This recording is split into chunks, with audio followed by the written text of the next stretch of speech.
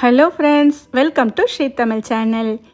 வீட்டில் இருக்கிற அரிசி மாவை பயன்படுத்தி நல்ல டேஸ்ட்டாக எவ்வளோ நேரம் ஆனாலும் இறுகி போகாமல் நல்ல சாஃப்டாக இருக்கிற மாதிரியான இனிப்பு பிடி கொழுக்கட்டை எப்படி செய்யலாம் தான் இன்றைக்கி நம்ம பார்க்க போகிறோம். இந்த முறையில் செஞ்சிங்கன்னா டேஸ்ட்டும் சூப்பராக இருக்கும்.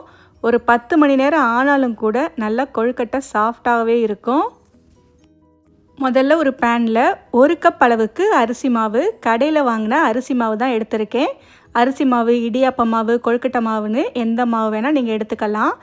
அதே மாதிரி எந்த கப்பில் வேணாலும் நீங்கள் அளந்து எடுத்துக்கலாம். மற்ற பொருட்களையுமே அதே கப்பில் அளந்து எடுத்துக்கங்க.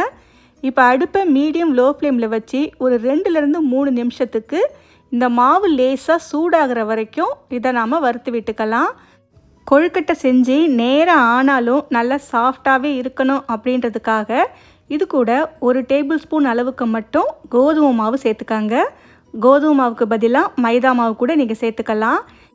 அரிசி மாவு, கோதுமை மாவு ரெண்டையுமே சேர்த்து ஒரு 3 நிமிஷத்துக்கு மீடியம் லோ ஃப்ளேமில் வச்சே வறுத்து விட்டுக்காங்க. மாவோட நிறம் மாறாமல் நல்லா சூடாகி வரணும், அது வரைக்கும் நாம் இதை வறுத்து விட்டுக்கலாம். இப்போ பார்த்தீங்கன்னா ஒரு 3 நிமிஷத்துக்கு நல்லா வறுத்தாச்சு. இப்போ நாம் ஸ்டவ் ஆஃப் பண்ணிவிட்டு இதை கொஞ்ச நேரம் நல்லா ஆற விடுங்க. தேவைப்பட்ட அரிசி மாவை வேறொரு பாத்திரத்தில் கூட மாற்றி வச்சிடுங்க. அடுத்து ஒரு பாத்திரத்தில் எந்த கப்பால் அரிசி மாவு அளந்தீங்களோ அதே கப்பில் 3/4 கப் அளவுக்கு பொடிச்ச வெல்லம், கூடவே அதே கப்பில் 1/2 கப் அளவுக்கு தண்ணி சேர்த்துக்கோங்க. இப்போ அடுப்பை மீடியம் ஃப்ளேமில் வச்சு இந்த தண்ணியில் வெல்லத்தை நல்லா கரைச்சி விட்டுக்காங்க. வெல்லம் கொதித்து பாகுபதம்லாம் வர தேவையில்லை. தண்ணியில் வெல்லம் கரைஞ்சால் மட்டும் போதும். பொடிச்ச வெல்லம் அப்படின்றதுனால நமக்கு சீக்கிரமே வெல்லம் கரைஞ்சி வந்துடுச்சு, அவ்வளவுதான். இப்போ நாம் இதை வெளியே எடுத்துடலாம். இது கொஞ்சம் நேரம் ஆறட்டும். அடுத்து ஒரு பேனில் 2 டேபிள் ஸ்பூன் நெய் சேர்த்துக்காங்க. இந்த நெய் லேசாக சூடானதும் பொடியாய் நறுக்கிய தேங்காய் ஒரு 2 டேபிள் ஸ்பூன் அளவுக்கு சேர்த்துக்காங்க. இந்த தேங்காயை நெய்லேயே லேசாக வறுத்து விட்டுக்கலாம். இதுக்கு பதிலாக துருவிய தேங்காய் கூட சேர்த்து நல்லா வதக்கி விட்டுக்கலாம். தேங்காய் ரொம்ப நிறம் மாறணும்னு அவசியம் இல்லை, லேசாக பொரிஞ்சு வந்தாலே போதும். அடுத்து இதில் 1 ஸ்பூன் அளவுக்கு வெள்ளை எள்ளு சேர்த்துக்கங்க. வெள்ளை எள்ளுக்கு பதிலாக கருப்பு எள்ளு கூட நீங்கள் சேர்த்துக்கலாம். எள்ளு சேர்த்து ஒரே ஒரு நிமிஷத்துக்கு மட்டும் லேசாக வதக்கி விட்டுக்கங்க, பொரிஞ்சு வரட்டும். அடுத்து நாம் கரைச்சி வச்ச வெள்ளை தண்ணியை வடிகட்டி சேர்த்துக்காங்க. அடுத்து இதில் ரொம்ப கொஞ்சமாக உப்பு சேர்த்துக்காங்க, இனிப்பு நல்லா எடுத்து கொடுக்கறதுக்காக. கூடவே 1 ஸ்பூன் அளவுக்கு பாசிப்பருப்பை 1 மணி நேரம் தண்ணியில் ஊற வச்சு அதுக்கப்புறமா இதில் சேர்த்துருக்கேன். கூடவே 1/4 ஸ்பூன் அளவுக்கு ஏலக்காய் தூள். பாசிப்பருப்பு சேர்க்குறது ஆப்ஷன் தான், ஆனால் இது சேர்க்கும்போது டேஸ்ட்டு இன்னுமே நல்லாயிருக்கும். எல்லாத்தையும் சேர்த்து ஒரு முறை நல்லா கலந்து விட்டு இப்போ இந்த தண்ணியை நல்லா கொதிக்க விடுங்க.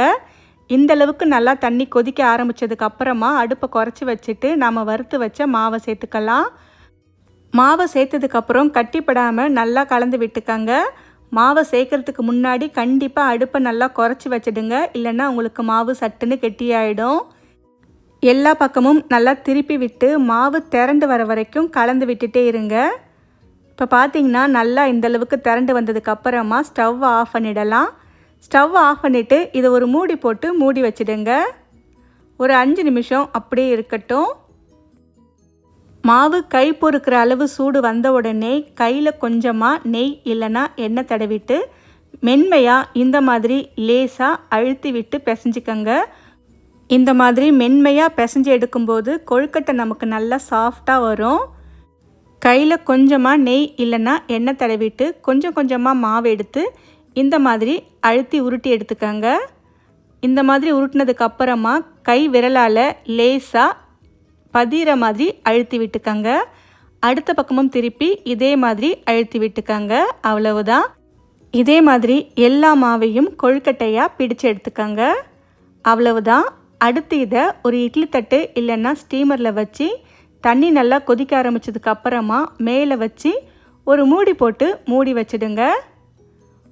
ஒரு 10 நிமிஷம் இது நல்லா வெந்து வரட்டும். 10லேருந்து 12 நிமிஷம் கண்டிப்பாக வேக விடுங்க. வெல்லம் சேர்க்கறதுனால நமக்கு வெந்து வரத்துக்கு கொஞ்சம் லேட் ஆகும்.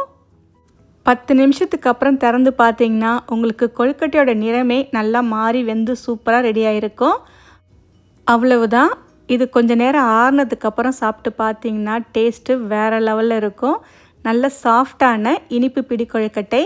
கண்டிப்பாக உங்கள் வீட்டில் ஒரு முறை ட்ரை பண்ணி பார்த்துட்டு எப்படி இருக்குன்னு சொல்லுங்கள். இந்த ரெசிபி உங்களுக்கு பிடிச்சிருந்தா லைக் பண்ணுங்கள், ஷேர் பண்ணுங்கள். ஸ்ரீ தமிழ் சேனலுக்கு சப்ஸ்கிரைப் பண்ணுங்கள். தேங்க்ஸ் ஃபார் வாட்சிங்.